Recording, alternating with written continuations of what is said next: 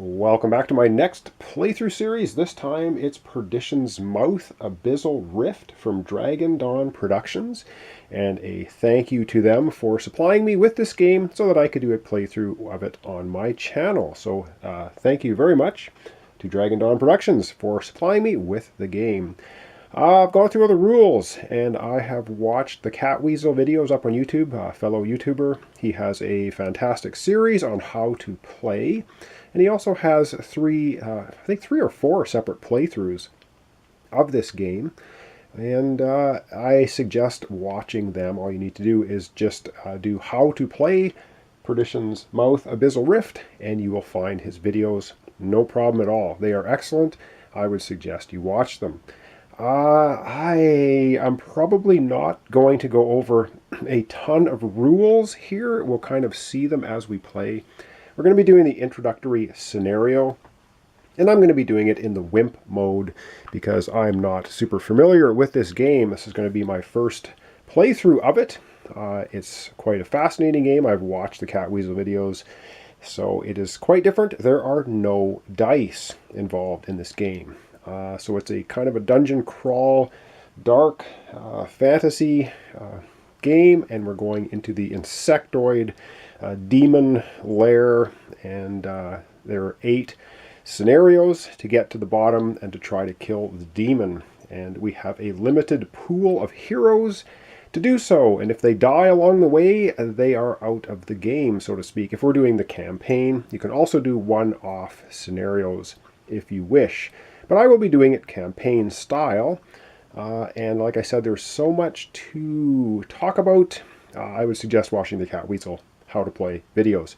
And what I'm going to do here is I have the board set up, so I will show you the scenario, and there are actually 3 number 1 scenarios. One of them is 1A, which we'll be doing standard difficulty. There's a 1B and a 1C, and they are both hard difficulty. And being a wimp and not being too familiar with this game except watching the videos, I'm going to be using the standard 1A. And there are some rules reminders, specials. We're going to ignore the hard rules. We have a setup here, and spawn pools, which I will explain. And my battery is dying, so let me just refresh it. We'll come right back, take a closer look at this side entrance setup. Then we're going to look at our heroes. We're going to look at the Stone of Destiny, which is our hero activation, rondel, and the enemy Watchstone, which is the enemy rondel activation. So we'll come right back and do that. Okay, so let's take a look at our scenario, and it is side entrance. Now on the back side, there is an entire backstory. The cult's underground temple had a side entrance, and there's a lot of text here, a lot of flavor text as to what we're actually doing. We are trying to go down into the bowels of this cultist underground temple and destroy the evil insectoid demon. Is the gist of it. And it says right here, this scenario is designed as a way to introduce the basic mechanics. So that's basically what we're going to be doing here in the first playthrough. And let's take a look now at the more specifics of 1A.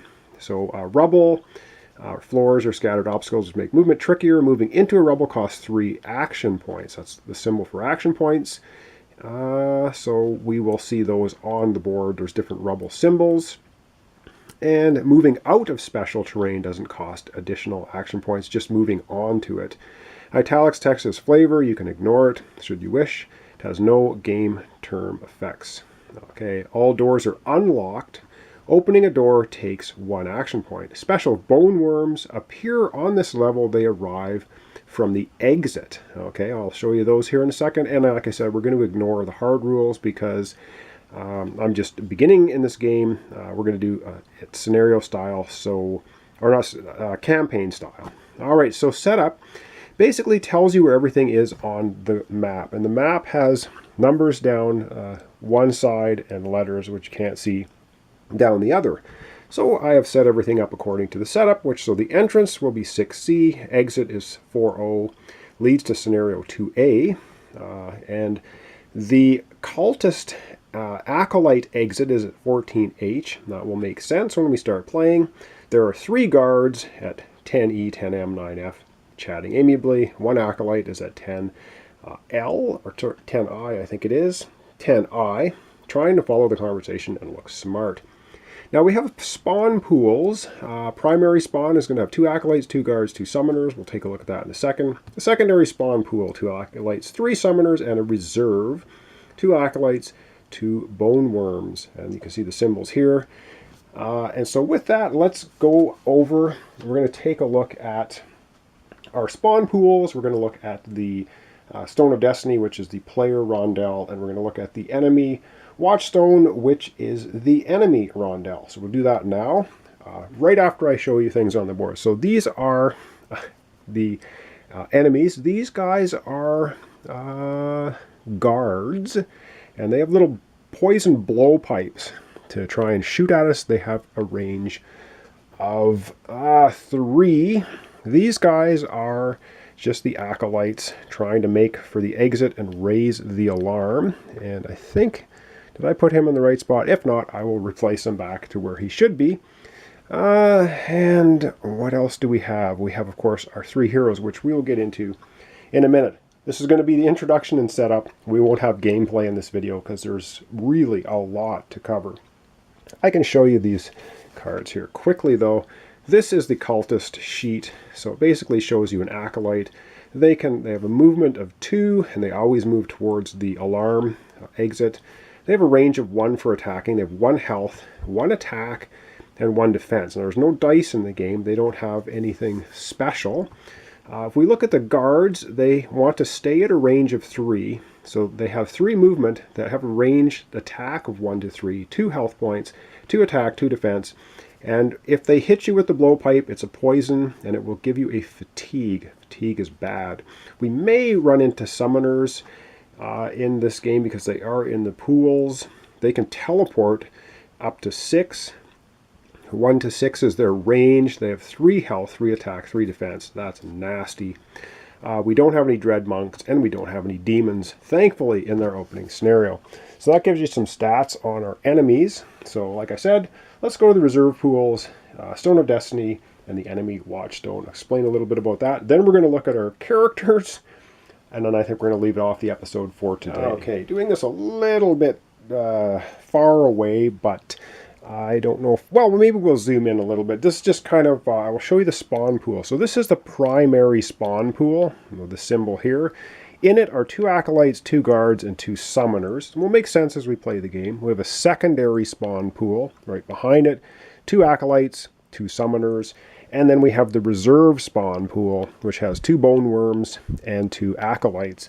And up at the very top is where the dead enemies go, which means they will never be showing back up in the game. So if we can kill all of these guys, plus the guys on the map, there'll be no enemies left. Probably not going to happen because the gist of this first scenario is we are trying to get through this level as quickly as possible to the exit. And I should have mentioned the exit is right here. And our entrance, I'll have to show you later, is the second square in off the left side of the board. So we're trying to go through the doors as quickly as possible to exit here intact and do it as fast as we can. All right, I'm going to zoom down a little bit here on the Stone of Destiny, which is the hero rondel, and I'll explain a little bit about that. Then we'll look at the enemy wardstone a little more closely, look at the heroes, and that. All right, so I have set up our Stone of Destiny hero board according to the setup rules. Basically, where this little black spire is where you put your first hero. Now, these are randomly selected, so you just put them in a bag or just pick them out randomly. The first one goes on the black spire move spoke. Second one goes on the special spoke. The third one goes on the attack. If you're playing with more than 3, you can play up to 6. You would just keep going. The 4th player, 5th, 6th. You can play with less than 3. It's not recommended. There are 2 character player rules, which I won't get into. But I believe the suggested way to do it is at least 3. So we're going to be playing with 3 characters. And so the spokes do different things. I'm going to explain it as we play the game. So we basically have movement, we have attacking, we have special, we have cards, response cards to draw, actual cards in our deck, we have defense. There's a whole bunch of stuff going on here that will be explained as we play. So I won't explain it right now, but that's how things work. We'll see it in action. So that's just a high-level glance of the hero Stone of Destiny. All right, let's take a look at the enemy watchstone. Okay, here is the enemy watchstone. There is a little dial here in the center, and how you set up a campaign scenario, there's a little red 1 here. So what you do is you look at the scenario level, and that is 1. So we're going to turn this to the next number, which is a 1, and then you turn it 1 per character playing the game. We're playing with 3, so we're going to spin it 3 more times. 1, 2, 3. And we're still on a number 1 here. So that's our threat level. And what that means is when we spawn enemies onto the board, we will be spawning 1 of them. As this rondel wheel turns, it gets higher. So it can go to 2, I believe 3, maybe more. I haven't really checked. But definitely we don't want threat to increase. How threat can increase in the game if we destroy an insectoid lair, it goes up by 1. If an acolyte gets off the board and rings the alarm bell, this will also go up 1, and it will carry over from scenario to scenario if we are doing the campaign rules, which we are. So you can see here there's a couple of beads on this, and we're going to be pulling something called a response card, and we have a response card deck, and I'm going to shuffle it anyway. So you're going to flip one over, and there are different numbers on it. There's 3s and 0s and 1s, and there's even -1s and what have you. Some of these response cards have this little red bullseye kind of symbol on it. When that happens, we're going to be taking enemies from the reserve pool, and we're going to put 1 into the primary pool, 1 into the secondary spawn pool. So that's what those cards are about. And we flip those cards over, and we're going to move the green bead on the number that's on the card. So if we flip a 1, we're going to move it 1. And then the red bead will catch up, and all enemies will take that action. So for here, we have attack, we have spawn. Primary spawn is the circle, secondary spawn, the square. So the enemies are going to keep moving around, or their actions are going to be based on the beads moving around this board. We'll get more into it as we play. You'll see it happen. Okay, one more quick look at the board because I didn't explain everything on it. And then we're going to take a look at each of the 3 characters we've chosen to do this first scenario. All right, like I said, a ton of information and stuff going on in the game. So these are doors. The doors are going to be unlocked. These, I believe, are Kickstarter extras, which they've also given to me, which was extremely nice of Dragon Dawn Productions to do that. Otherwise, there are cardboard tokens, I believe, in the base game for these doors. Okay, so this was the response deck. We've looked at that. I'm going to reshuffle it again. This is our wound deck, and I'm going to reshuffle this away so you can get infestation, chest wounds. There's just a mountain of bad things that can happen to you. When you get hit as a hero in the game, you're going to get one of these wound cards. It's going to go on the top of your draw deck. It doesn't go away. You can't get rid of it unless there's a special treasure you find that can heal wounds, or one of our characters has the ability to heal wounds. Otherwise, they don't go away. Likewise with fatigue, when you get hit with a fatigue, it stays with you for the entire scenario. You cannot get rid of it, again, unless there's special treasure items that let you do it, or character abilities. Speaking of character abilities, let's now take a look at our 3 characters we're going to be using for the game. And I believe that will be good enough for our introduction and setup. So our entrance is right here. It's the second one in. So our characters are going to enter from this square. And we are trying to get out of this exit door as quickly as possible. We don't want to take injuries. They're bad. But we also don't want the acolyte here to get to the exit and sound the alarm, because that increases our threat. And I can't remember if I've got him in the right place or not. Oh no, he is in the right place. And he has a movement of 2, so every time the enemies move, he's going to go 1, 2. Oh, and movement in the game is orthogonal. You cannot move diagonally, but you can attack diagonally. I know lots of rules in the game. I'll try not to mess it up. Track record's not the greatest at rules, but I will do the best I can. So yes, you cannot move diagonally, but you can move orthogonally, and you cannot squeak by somebody diagonally either. because you can't move diagonally at all. So there are special abilities that let you do diagonal movement, but generally you can't do it. All right, let's take a look at our characters. Up first, and again, everything's kind of at 50,000 feet. Nifl's symbol is the little green symbol here, so we know that that's Nifl. He has a draw deck. They each have 12 cards. So this is his draw deck. This is his card deck, which we'll take a look at.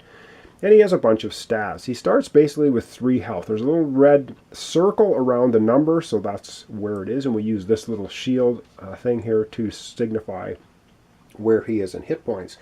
He starts with 8 action points every turn. He has a range of 1 to 4. So it's a ranged attack. He has attack of 2, a defense of 2. If he is unwounded, if he becomes wounded, this is going to slip down to 2, and his stats will change accordingly.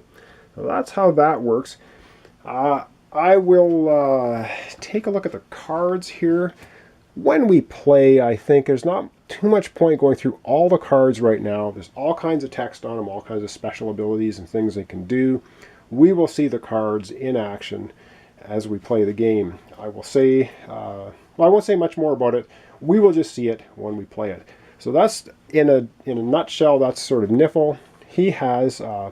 there's a hard ability on his card. Again, we're not doing any of the hard rules, so we're going to ignore the top part. But he does have something called Catnap. It's a special ability. So if we choose a special action on the hero rondel, it says if you do not play any other special abilities this turn, then you may take a rest action. A rest action means you take all your discarded cards and shuffle them. No, you draw up to your hand limit, and his hand limit is 5, I guess I should say. Because the other thing is, when you play cards in this game, the cards are discarded. So you don't just automatically draw cards. There are draw card spaces on the rondel. So the rest action lets you redraw up to your hand size. Now that's one way to get cards back. A couple of spaces as well have draw card symbols, so you'll get to draw a card. All right, lots going on in this game. Watch the Cat Weasel playthroughs and how to play, and it will make sense. All right, let's look at our second character for this playthrough, which is going to be Bastion. You can see just below here. Bastion, I should say Nifl's a human, so is Bastion. He's a fighter, and Nifl's a ranged, I guess ranged fighter if you want to call him that. Now, Bastion has got a lot of health. He starts at 6. Again, the little red circle is on there. He has a 12 card deck as well. And he has 6 action points to start with, 1 ranged, so he's melee. He has 4 attack and 4 defense, so he's a pretty sturdy fighter guy. And I guess I should show you the miniatures as well, because they're really nice. This is Nifl. Looks like he's ready to chuck a throwing dagger from his hand. And Bastion is the big tower shield fighter guy. With, again, extremely nice miniatures. What can I say there? If you can paint, boy, they really have a lot of detail to them. He has kind of the blue sword symbol, so we'll see him on the Stone of Destiny, and we track his hit points with it here. Again, we're not using the hard rule, so we're not going to have the distraught thing. We're not going to worry about that. We will look at cleave, though. It says make a special attack. If you hit, you may attack an enemy that you have not yet hit with this ability, repeating until you attack each enemy in range once, or until an attack fails. Each attack after the first takes a cumulative -2 penalty. So 0 for the first attack, -2 for the second, -4 for the third, and so on. So basically, if he gets surrounded by enemies, he can try and attack them all if he uses a special action, which would be cleave. Okay, and once again, we're not going to go through all the cards. We'll look at the cards when the players take their turn, and I'll explain the cards at that time. All right, last up is going to be Sima, and he is a halfling cleric. All right, so last up we have Sima. He's a halfling, and I believe he's a priest, not a cleric. Well, I should say the hand size for Bastion, if you can see there, was 4, maximum of 6. Nifl was 5, maximum 7. Sima is 5 cards, maximum 7. So there's a maximum hand size. If you have your maximum hand size, even if you have it and you go draw a card, you must discard the card you drew. So you can't pick and choose the one you discard. So card management is kind of key in this game as well as to what you're doing. All right, once again, I guess we're going to do this at the start. So he has Amulet of the True God. It says at the beginning of a scenario, you draw one of the response cards, and if it has a bullseye mark on it, you take the Blessed Amulet of the True God treasure from the treasure deck. So let's go ahead and do that right now as I crash into the light stand.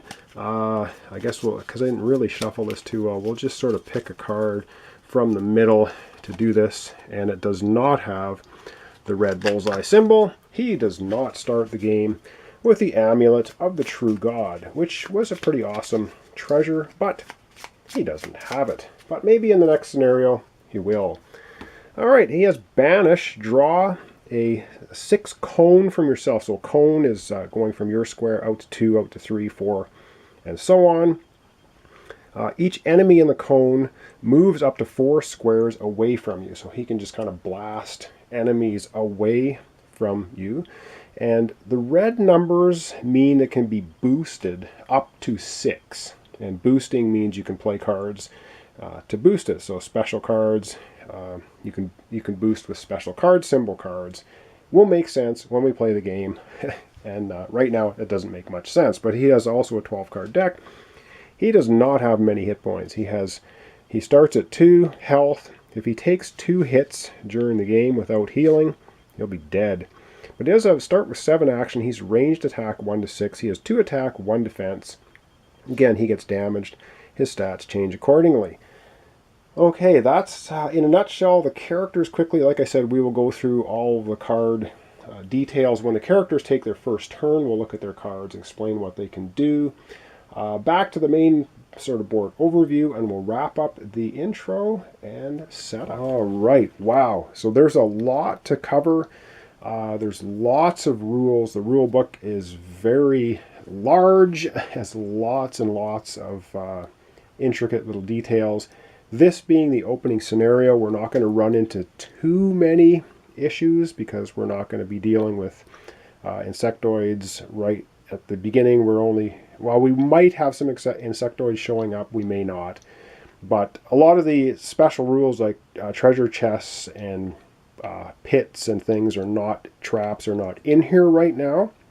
But we may see that in later playthroughs, or if you watch Cat Weasel's playthroughs, you will see lots more of the special rules taking effect. And so our characters start off the board. They don't start at the beginning entrance. They have to enter here. So we'll just have them kind of off to the side. And there's little cards, little aid cards. So we have special terrain cards to tell you what is what. So here we go. No line of sight, conceal, treasure, impassable terrain. Find more rules. Details, rulebook, page 20. And they have a resolving attack, a little quickie thing here. Enemy attack tells you what to do. But again, it will make a little more sense as we take turns and play through the game. Okay, so like I said, this is side entrance. We are entering the temple.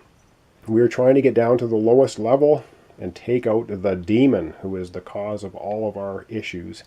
We're going to enter here. For this scenario, we have to exit here as quickly as possible, trying to avoid the guards, trying to make sure the acolyte does not raise the alarm, which increases our threat. So, like I said, I'm not extremely skilled at the game. We're going to see what happens. I may fail miserably. I might do pretty well. We are playing on the Wimpy level. There are 3 response decks you can set up. You can do the low-level response deck, a standard response deck, or a hard response deck. I've set it up for low-level, like I said, because I'm not so familiar with the game. But we'll see what happens. So thanks so much for watching along, and thanks to Dragon Dawn Productions for providing me with this copy so that I can do a playthrough. And thanks for your subscriptions, your comments, your likes. So please join me next time for, I guess we'll call it turn 1 of side entrance, where we are trying to get through the opening scenario and get out the exit door to the second level of the temple as quickly as possible. So thanks so much, and we'll see you next time.